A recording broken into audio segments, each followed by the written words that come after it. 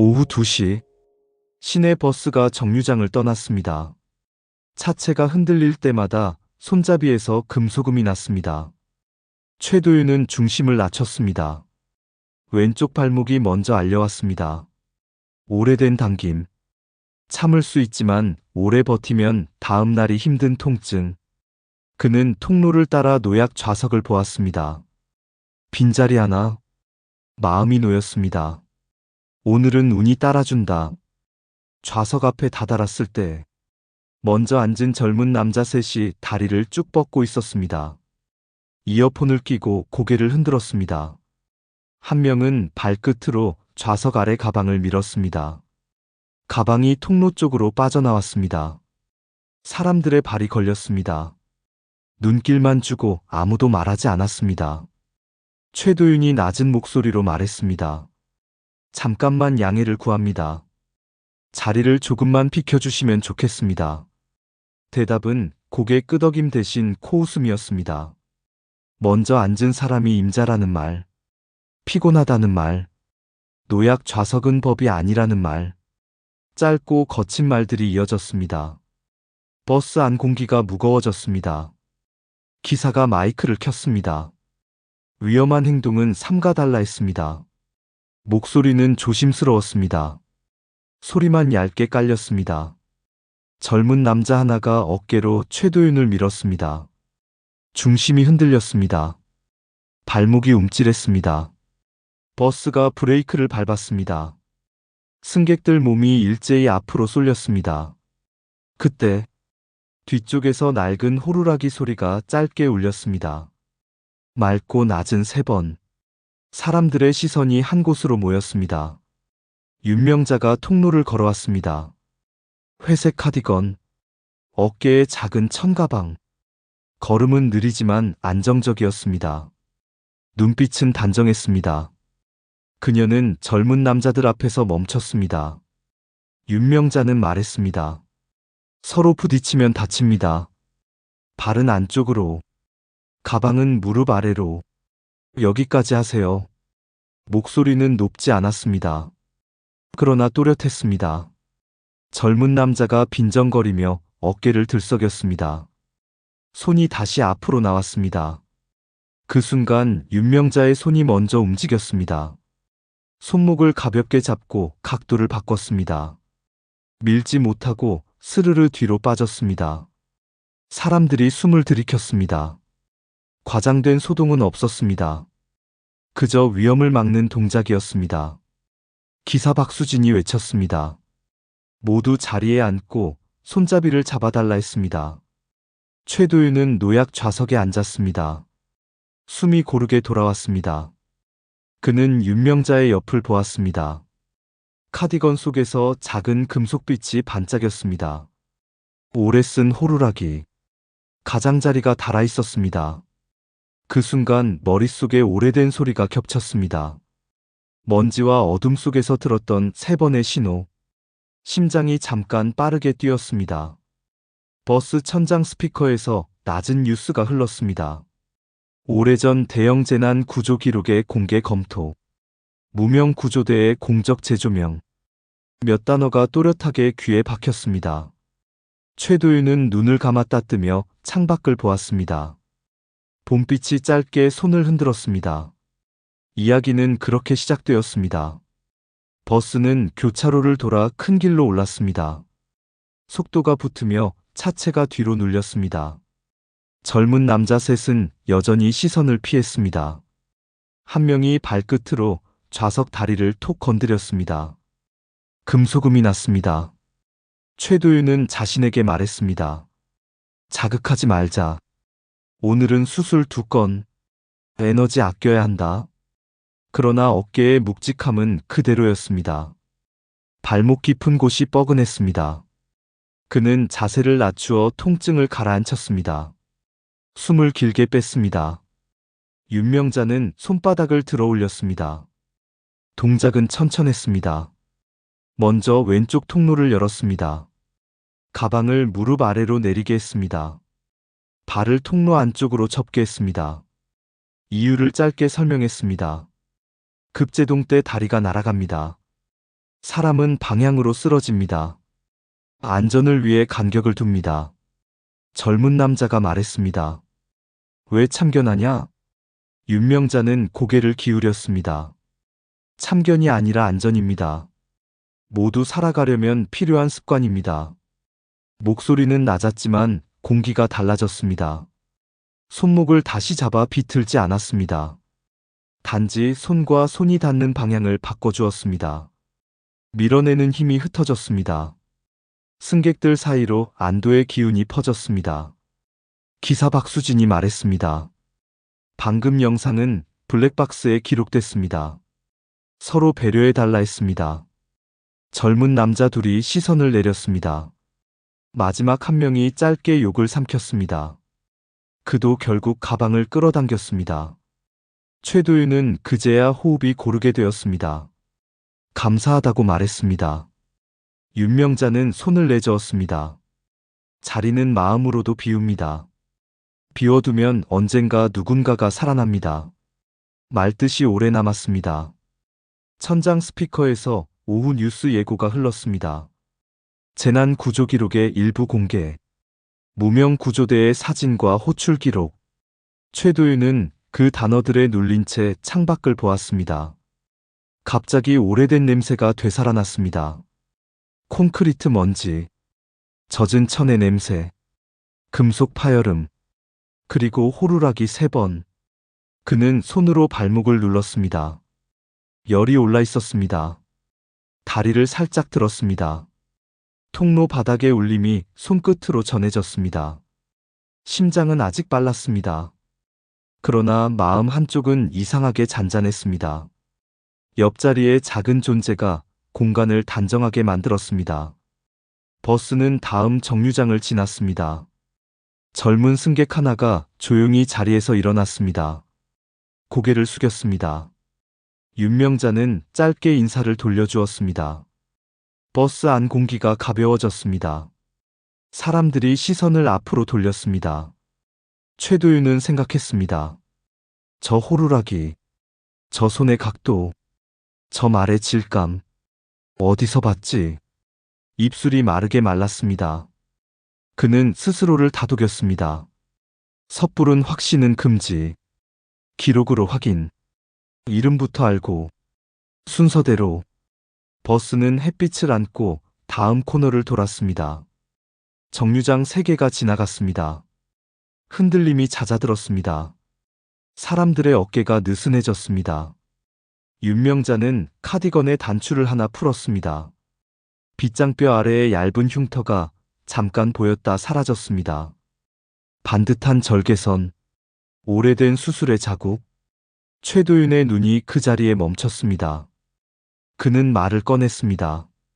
아까 도와주셔서 고맙습니다. 저는 병원에서 일합니다. 재활의학과입니다. 윤명자는 고개를 끄덕였습니다. 손놀림을 보니 익숙해 보였습니다. 몸을 다루는 일은 호흡이 먼저입니다. 최도윤은 웃었습니다. 그러고 보니 선생님 호흡이 아주 일정합니다. 불필요한 힘이 없습니다. 어디서 배우셨나요? 윤명자는 짧게 답했습니다. 오래전에 현장에서 배웠습니다. 필요해서 익힌 손입니다. 대화는 길지 않았습니다. 윤명자는 말을 아꼈습니다. 질문이 깊어지면 표정이 옆으로 비껴갔습니다. 대신 주변을 살폈습니다. 노약석 앞 바닥, 손잡이 연결부, 차체 흔들림, 작은 위험을 먼저 보았습니다. 최도윤은 시선을 내렸습니다. 호루라기가 가방끈에 매달려 있었습니다. 금속 표면이 매끈했습니다. 모서리는 닳아 무광이 돌았습니다. 작은 각인이 희미하게 보였습니다. 숫자 하나, 이어서 숫자와 하이픈처럼 보이는 표시. 그는 눈을 가늘게 떴습니다. 버스가 흔들려 자세히 볼 수 없었습니다. 윤명자가 갑자기 손목을 눌렀습니다. 차가 급정거했습니다. 앞줄 승객의 어깨가 밀렸습니다. 윤명자는 앞사람 등을 살짝 받쳐 넘어짐을 막았습니다. 동작이 아주 자연스러웠습니다. 아무도 다치지 않았습니다. 기사가 고맙다고 말했습니다. 버스가 다시 속도를 올렸습니다. 윤명자는 숨을 정리하며 짧게 중얼거렸습니다. 오늘은 3번만 울리면 되겠네. 최도윤의 가슴이 철렁했습니다. 3번. 호루라기. 누군가의 목소리. 어둠과 먼지. 그때의 기억이 물결처럼 밀려왔습니다. 그는 물을 꺼냈습니다. 한 모금 삼켰습니다. 마음을 가라앉혔습니다. 성급한 질문은 사람을 닫게 합니다. 그는 명함을 건넸습니다. 근처 병원에서 일합니다. 통증이 있으시면 언제든 들러달라 했습니다. 윤명자는 명함을 천천히 보았습니다. 고개를 끄덕였습니다. 말끝에 미소가 얹혔습니다. 사람은 아픈 곳이 있으면 마음부터 다칩니다. 마음을 먼저 열어야 몸이 따라옵니다. 차분한 말이었고 쉬운 말이었습니다. 버스가 병원 앞 정류장에 섰습니다. 둘은 동시에 자리에서 일어났습니다. 최도윤은 몸을 돌려 가볍게 인사했습니다. 조심히 가시라고 했습니다. 윤명자는 짧게 대답했습니다. 당신도 무리하지 말라고 했습니다. 문이 닫히고 버스가 떠났습니다. 최도윤은 유리벽에 비친 자신의 얼굴을 한번 봤습니다. 눈빛이 조금 달라져 있었습니다. 무언가를 향해 가는 표정. 그는 계단을 올랐습니다. 오후 회진이 시작될 시간이었습니다. 머릿속에는 여전히 3번의 신호가 울리고 있었습니다. 다음날 같은 시간, 같은 노선, 같은 버스. 최도윤은 일부러 한 정거장을 걸었습니다. 발목에 열을 식히려는 목적도 있었지만 마음은 다른 곳을 향해 있었습니다. 버스가 들어왔습니다. 문이 열렸습니다. 윤명자가 앞문에서 천천히 올랐습니다. 표를 찍고 천장을 한번 올려다봤습니다. 바람 구멍에서 얇은 소리가 났습니다. 둘은 눈이 마주쳤습니다. 가볍게 인사를 나눴습니다. 어제보다 말수가 조금 늘었습니다. 날씨 이야기, 정류장에 새로 생긴 분식집 이야기, 멀리 보이는 공원꽃이 폈다는 이야기. 생활의 결이 맞았습니다. 윤명자는 버스가 굽이칠 때마다 손잡이와 등받이를 번갈아 잡았습니다. 동작에는 이유가 있었습니다. 반사적으로 넘어지지 않기 위한 체중 이동. 무릎이 아닌 골반으로 충격을 흘려보내는 습관. 최도윤은 그 작은 기술에 눈을 빼앗겼습니다. 현장은 교과서보다 정확합니다. 정류장 하나를 지나자 기사 박수진이 마이크를 켰습니다. 어제 소동에 대해 조심을 요청했습니다. 덧붙였습니다. 위험한 밀침은 경찰의 신고 대상이라고 했습니다. 어제 기록은 정리해 전달했다고 했습니다. 목소리는 단단했습니다. 버스 안 공기가 다시 또렷해졌습니다. 윤명자는 고개를 끄덕였습니다. 어제는 다행이었다고 했습니다. 더 커지기 전에 줄였다 했습니다. 최도윤은 물었습니다. 이런 상황을 자주 겪느냐고. 윤명자는 짧게 답했습니다. 사람 사는 곳이면 늘 있습니다. 다만 먼저 넘치는 힘을 흘려보내면 덜 크게 번집니다. 창밖으로 공원이 보였습니다. 초록의 결이 올라오고 있었습니다. 벤치에 앉은 노인 둘이 바둑돌을 만지작거렸습니다. 아이가 킥보드를 타며 웃었습니다. 버스는 느리게 지나갔습니다. 윤명자가 가방을 고쳐 맸습니다. 호루라기가 옅은 금속 소리를 냈습니다. 최도윤은 그 소리에 시선을 주었습니다. 숫자가 더렷하게 보였습니다. 7. 옆에 가느다란 표시. 그 뒤에 1. 심장이 한 박자 빨리 뛰었습니다. 손바닥이 젖었습니다. 그는 마음을 눌렀습니다. 아직은 때가 아니다. 질문은 더 쌓아둬야 한다. 증거를 모으고 기억을 맞춰야 한다. 머릿속이 분주했습니다. 그러나 겉표정은 흐트러지지 않았습니다. 그는 버스 종이 흔들리는 순간에 맞춰 숨을 조용히 뱉었습니다. 정류장에 도착했습니다. 두 사람은 함께 내렸습니다. 길은 자연스럽게 같은 방향으로 이어졌습니다. 병원 앞 작은 횡단보도를 건넜습니다. 윤명자는 발끝을 약간 바깥으로 틀어 넘어짐을 막았습니다. 최도윤은 그 동작을 기억 속 어둠과 겹쳐보았습니다. 누군가 그때도 이렇게 걸어 나왔다. 어깨 너머로 불빛을 등지고 손에 호루라기를 쥔 채 그는 결심했습니다. 오늘은 기록을 먼저 확인하자. 병원 지하 자료실로 내려가자. 신문과 사진, 당시 구조대 호출 기록, 남아있는 단서들, 비어있던 퍼즐을 조금씩 채우자. 그는 계단을 내려갔습니다. 공기에서 오래된 종이 냄새가 났습니다. 자료실은 조용했습니다. 오래된 제본이 빽빽했습니다.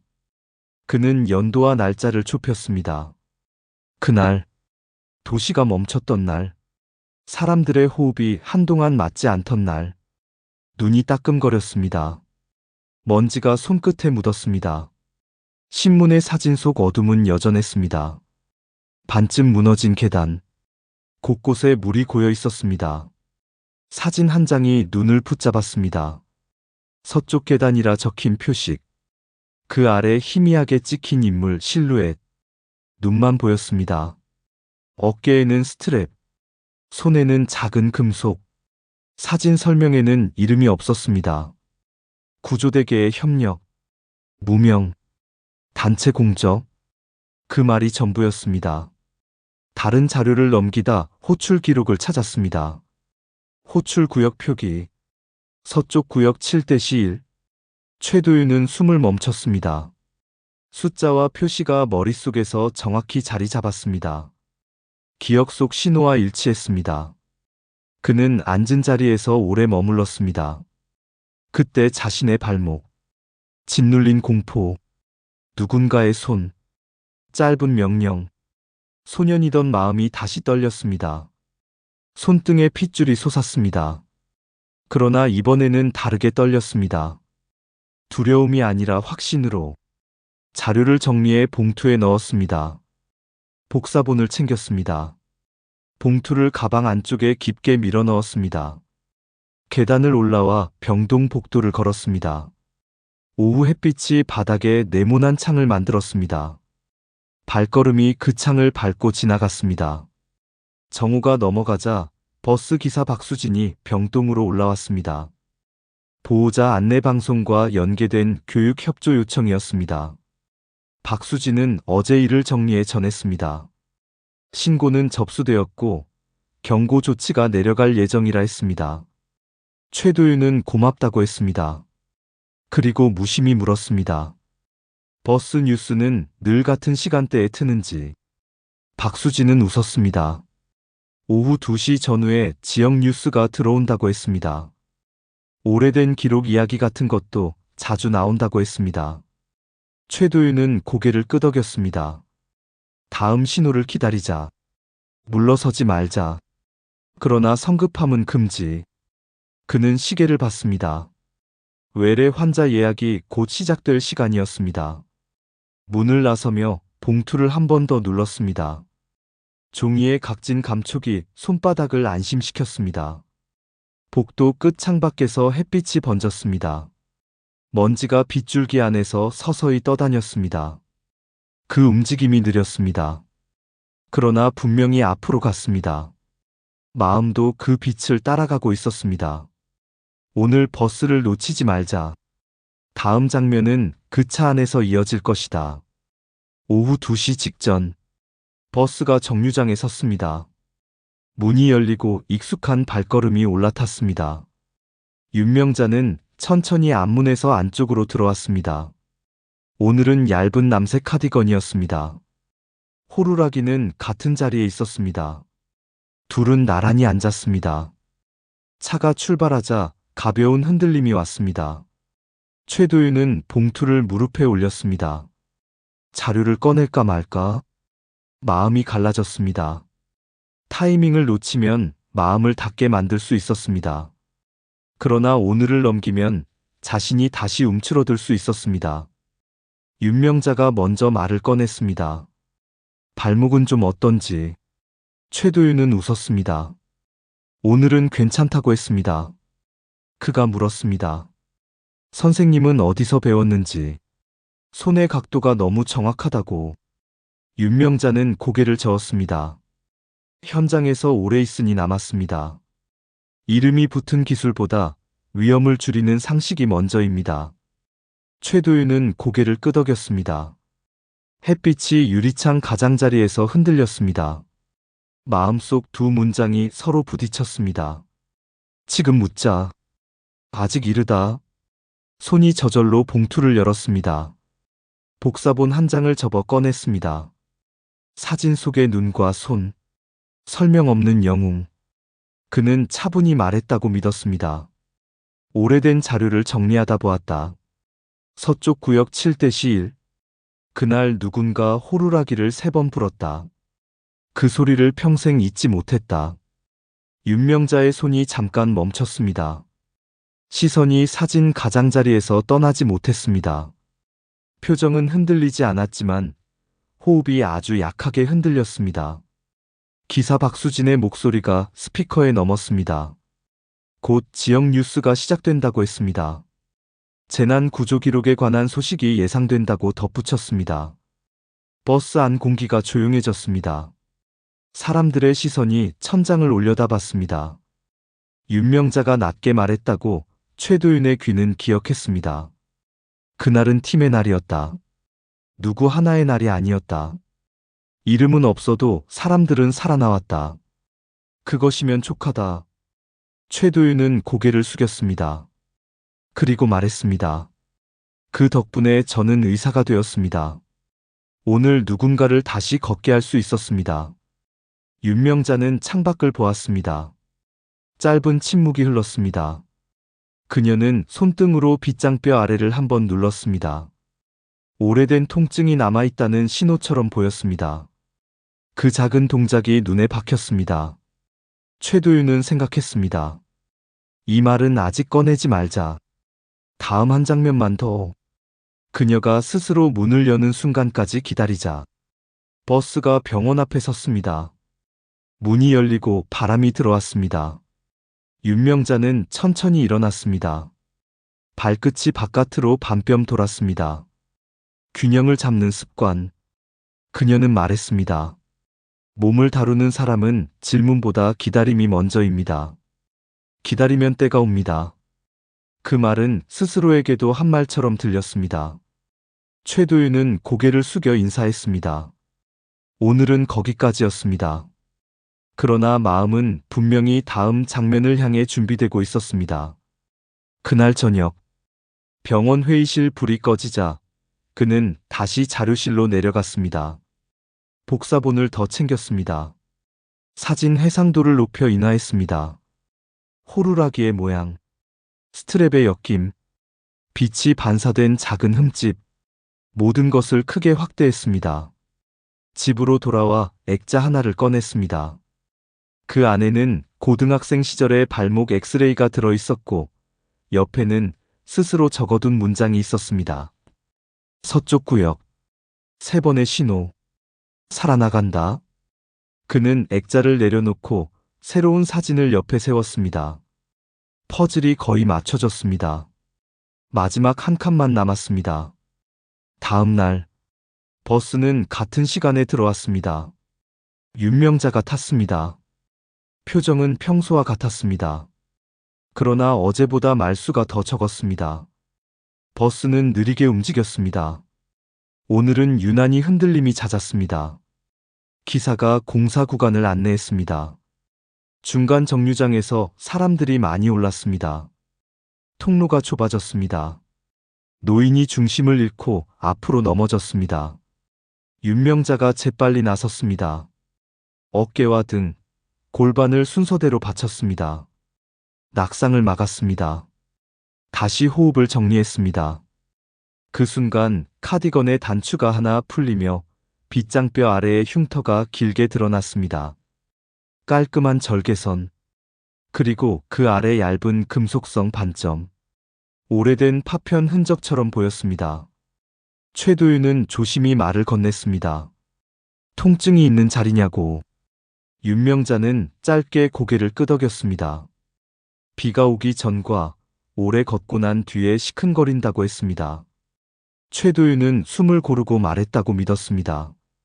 병원으로 함께 가자고, 검사로 확인하자고, 오래된 흔적이 위험을 부를 수 있다고. 윤명자는 잠시 창밖을 보았습니다. 그리고 아주 작게 고개를 끄덕였습니다. 병원에 잠깐 들르자고 했습니다. 기사 박수진이 뒷거울로 그 모습을 보며 속도를 부드럽게 낮췄습니다. 병원에 도착해 검사가 진행되었습니다. 화면에 얇은 금속 그림자가 보였습니다. 쇄골 아래 혈관 근처. 움직임이 있었다는 소견. 위험 단계로 넘어갈 수 있다는 경고. 모두가 침묵했습니다. 윤명자는 담담했습니다. 오래 빌려 쓰던 시간이라 생각해왔다고 했습니다. 최도윤은 단호했습니다. 아직 돌려줄 때가 아니라고. 지금 바로 준비하자고. 수술 동의서에 서명이 올라갔습니다. 밤이 미끄러지듯 내려왔습니다. 수술실의 불빛이 환하게 켜졌습니다. 그는 손을 씻었습니다. 물이 손등을 타고 흘렀습니다. 발목이 미세하게 움찔했습니다. 오래전의 기억이 다시 깊게 떠올랐습니다. 어둠, 먼지, 신호, 그리고 낯선 손의 온기. 그는 자신에게 속삭였습니다. 이번에는 내가 신호를 보낸다. 살려낸다. 반드시. 수술실 불빛 아래에서 시간은 천천히 흘렀습니다. 모니터에 파란 선이 일정하게 움직였습니다. 최도윤은 눈을 떼지 않았습니다. 손끝의 감각이 살아있었습니다. 그의 손이 따라가고 기구가 반응했습니다. 혈관 옆에 자리 잡은 얇은 금속 조각이 드러났습니다. 그는 숨을 멈췄습니다. 미세한 각도 하나로 생명이 달라질 수 있었습니다. 핀셋. 조수의 손이 기구를 건넸습니다. 조심스럽게 조각을 들어 올렸습니다. 피 한 방울이 미세하게 맺혔다가 떨어졌습니다. 그 순간 손끝에 따뜻한 감각이 전해졌습니다.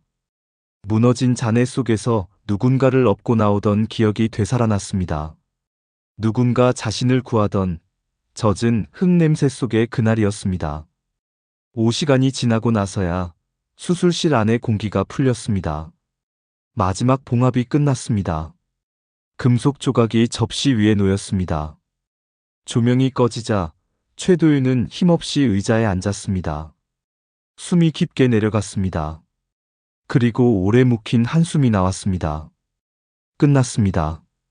위험은 벗어났어요. 의료진이 박수를 치지 않았지만 그들의 눈빛은 존경으로 가득했습니다. 다음 날 아침, 윤명자가 눈을 떴습니다. 창밖으로 햇살이 비쳤습니다. 병실의 하얀 커튼이 바람에 살짝 흔들렸습니다. 최도윤이 옆에 앉아 있었습니다. 밤새 자지 않은 눈이었지만 표정은 고요했습니다. 수술은 성공했습니다.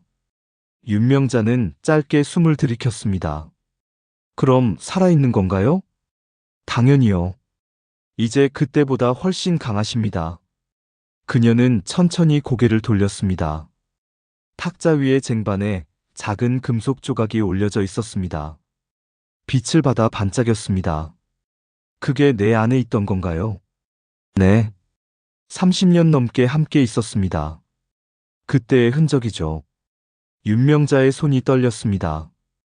결국 나를 찾아온 거네요. 최도윤은 한참 말이 없었습니다. 그러다 조용히 물었습니다. 선생님, 1995년 서쪽 계단, 그때 7대시 일이 맞습니까? 윤명자의 눈이 천천히 커졌습니다. 잠시 후 그녀의 입꼬리가 떨렸습니다. 그걸 어떻게? 그는 호흡을 가다듬었습니다. 저는 그때 그 계단에 있었습니다. 무너진 벽 아래에 깔려 있었어요. 그리고 3번의 호루라기 소리를 들었습니다. 그게 선생님이었죠. 윤명자는 눈을 감았습니다. 눈가가 젖었습니다.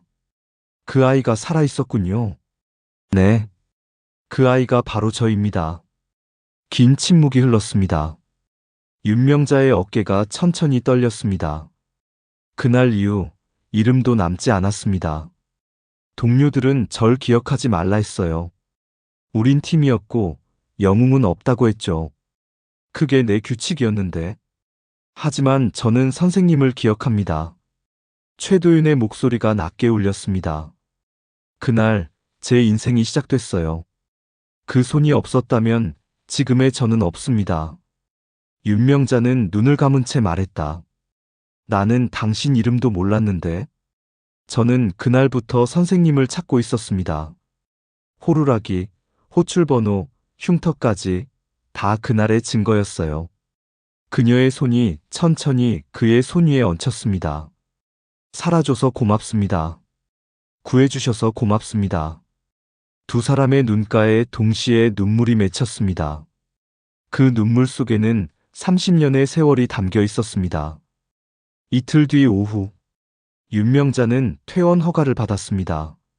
날씨가 포근했습니다.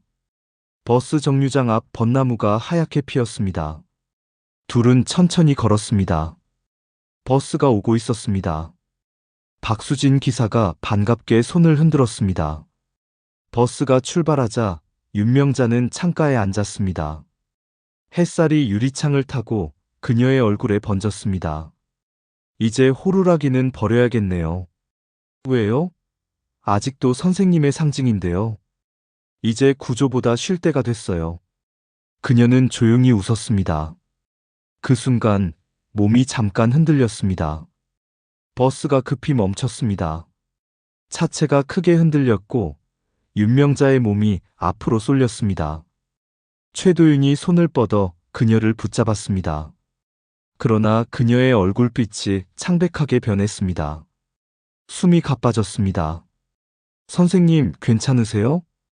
대답이 없었습니다. 입술이 하얗게 질렸습니다. 그녀의 가슴이 미세하게 떨렸습니다. 박수진이 마이크로 외쳤습니다. 의사 선생님 계십니까? 최도윤이 대답했습니다. 여기 있습니다. 바로 내려야 합니다. 버스가 정류장에 급히 섰습니다. 사람들이 길을 열었습니다. 그는 윤명자를 업었습니다. 심장이 불규칙하게 뛰었습니다. 병원까지는 5분. 그러나 그 시간조차 길게 느껴졌습니다. 응급실 문이 열리자 그는 소리쳤습니다.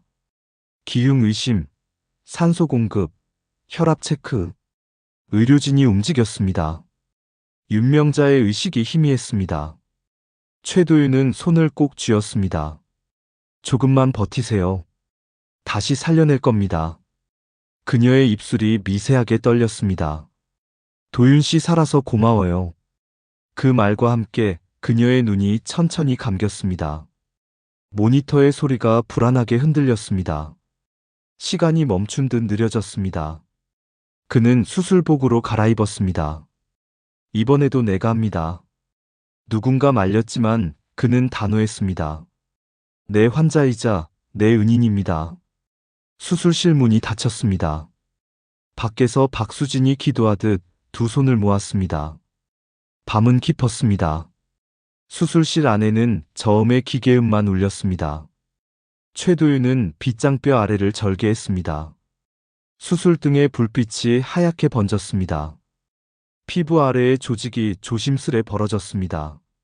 혈관 사이에서 누런 파편이 반짝였습니다. 바로 그겁니다. 조수가 말했다. 그는 미세 집게를 조정했습니다. 조각이 움직이는 순간 모니터의 파형이 크게 흔들렸습니다. 땀이 이마를 타고 흘렀습니다. 숨이 멎을 듯한 긴장. 그는 속삭였습니다. 선생님, 이번엔 제가 구조하겠습니다. 그는 손끝으로 파편을 눌렀습니다. 혈관을 피해 조금씩 밀어냈습니다. 마침내 금속이 빠져나왔습니다. 작은 소리. 탁. 조각이 쟁반 위에 떨어졌습니다. 그 순간 모니터의 선이 다시 안정되었습니다. 의료진이 안도의 숨을 내쉬었습니다. 누군가가 말했습니다. 살았습니다. 최도윤은 기구를 내려놓고 잠시 손을 바라봤습니다. 손끝이 떨렸습니다. 그 떨림은 두려움이 아니라 안도였습니다. 그는 깊은 숨을 내쉬었습니다. 새벽이 밝을 무렵 윤명자의 손가락이 미세하게 움직였습니다. 최도윤은 눈을 떼지 않았습니다. 이제 괜찮아요. 다 끝났습니다. 그녀의 눈이 천천히 떠졌습니다. 살았나요? 네, 살아나셨습니다. 윤명자의 눈가에 눈물이 맺혔습니다. 그날처럼 또 구해줬네요. 이번엔 제가 빚을 갚은 겁니다. 그럼 우리는 이제 서로 비겼네요. 두 사람은 미소를 지었습니다. 그 웃음 안에 세월의 무게가 담겨 있었습니다. 며칠 후 오후, 버스의 작은 TV에서 뉴스가 흘렀습니다. 박수진이 볼륨을 높였습니다. 오늘 국회는 1990년대 대형재난구조대의 공적을 복원하고 무명구조대원들의 이름을 공식 기록으로 남기기로 결정했습니다. 승객들이 조용히 화면을 보았습니다. 윤명자의 사진이 잠시 스쳐갔습니다. 윤명자, 당시 구조팀장, 서쪽 구역 구조 담당. 박수진이 탄성을 질렀습니다. 우리 할머니가 뉴스에 나왔어요. 버스 안은 박수로 가득 찼습니다. 윤명자는 자리에서 일어났습니다. 모두 고맙습니다. 하지만 저는 그때 많은 사람 중 한 명일 뿐입니다. 목소리는 담담했지만 눈빛은 빛나고 있었습니다. 최도윤은 창가에 앉아 조용히 미소 지었습니다. 손에 들린 작은 호루라기가 햇빛을 반사했습니다. 그는 말했다. 이제 이 소리는 기록에 남겠네요. 윤명자는 고개를 끄덕였습니다. 소리는 바람에 사라지지만 그 뜻은 이어지죠. 며칠 뒤 병원 로비 한쪽에 작은 전시 공간이 생겼습니다. 무명구조대에게.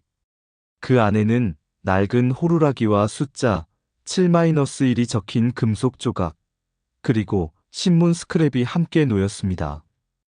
그 앞에 선 윤명자와 최도윤은 아무 말 없이 서 있었습니다. 누군가의 카메라 셔터가 조용히 울렸습니다. 봄 햇살이 부드럽게 번지는 오후. 버스가 정류장에 들어왔습니다. 박수진이 미소를 지으며 문을 열었습니다. 윤명자와 최도윤이 함께 탔습니다. 이제 사람들은 그들을 알아보았습니다. 자연스럽게 자리를 양보했습니다. 한 젊은이가 말했습니다. 선생님, 여기 앉으세요. 윤명자는 손을 저었습니다. 고맙습니다. 하지만 괜찮아요. 오늘은 마음이 이미 자리에 앉았으니까요. 버스는 천천히 움직였습니다. 창밖으로 꽃잎이 바람에 흩날렸습니다.